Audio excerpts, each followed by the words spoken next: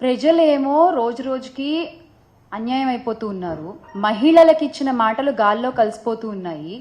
మీ హామీలకి రెక్కలొచ్చి ఎగిరిపోతూ ఉన్నాయి. మీరు మాత్రం సంపద సృష్టి అని మాట్లాడుతూ ఉండండి. ఇన్నాళ్ళు సంపద సృష్టి అంటే రాష్ట్రానికేమో అనుకుని పొరబడ్డాం మేము. కాదు, సంపద సృష్టి అంటే మీకు అన్న విషయం మాకు మొన్న తెలిసింది. Congratulations on being the richest CM గౌరవ ముఖ్యమంత్రి చంద్రబాబు నాయుడు గారు. సంపద సృష్టి అంటే ఇదా? ప్రతిదాన్ని ప్రైవేటీకరణ చేయడం, జగనన్న ఆధ్వర్యంలో ప్రవేశపెట్టిన అన్ని పథకాలని ఈ రోజు మీరు ప్రైవేటీకరణ చేస్తున్నారు, ఆరోగ్యశ్రీతో సహా. ఏంటండి అది?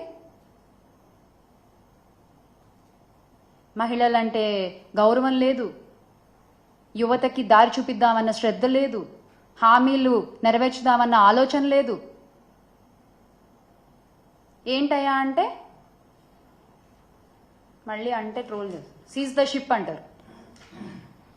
ముందు ఈ ప్రాబ్లమ్స్ అన్నింటినీ సీజ్ చేయండి సార్, ముందు ఇవన్నీ సీజ్ చేయండి, ఆ తర్వాత మనం మాట్లాడుకుందాం దేన్ని సీజ్ చేయాలో. ఇంతమందికి మీరు సమాధానం చెప్పాలి, ఇంతమంది మీ సమాధానం కోసం ఎదురు చూస్తున్నారు. వాళ్ళ తరఫున వైఎస్ఆర్ కాంగ్రెస్ పార్టీ ఖచ్చితంగా నిలబడుతుంది, ప్రశ్నిస్తుంది, అడుగుతుంది. ఖచ్చితంగా మళ్ళీ ఆంధ్ర రాష్ట్ర ప్రజలందరూ కూడా మా పార్టీ అధ్యక్షులు గౌరవ శ్రీ వైఎస్ జగన్మోహన్ రెడ్డి గారిని అధికారంలో కూర్చోపెడతారు. ఖచ్చితంగా we all will make Andhra great again with Jagan అన్న. ఆర్థికంగా అధ్వాన పరిస్థితికి ఎలా వెళ్ళిందంటారండి? వాళ్ళు చేసినటువంటి తప్పుడు ప్రచారాలు కదా. శ్రీలంక అయిపోతోంది, ఆర్థిక సంక్షోభం వచ్చేస్తోంది అంటే ఇప్పుడు వీళ్ళు ఇచ్చిన మొత్తం హామీలు లెక్క చూస్తే 74,284 కోట్లు ఒక సంవత్సరానికి కావాలి. ఎక్కడి నుంచి తెస్తారండి? ఏమనంటే కేంద్రం నిధులు ఇస్తే మేము చేస్తాము అంటారు. హామీలేమో ఇచ్చేది ఏపీలో, నిధులు మాత్రం మీకు కేంద్రం నుంచి కావాలా? అప్పుడు హామీలు ఏపీలో ఎందుకు ఇచ్చారు?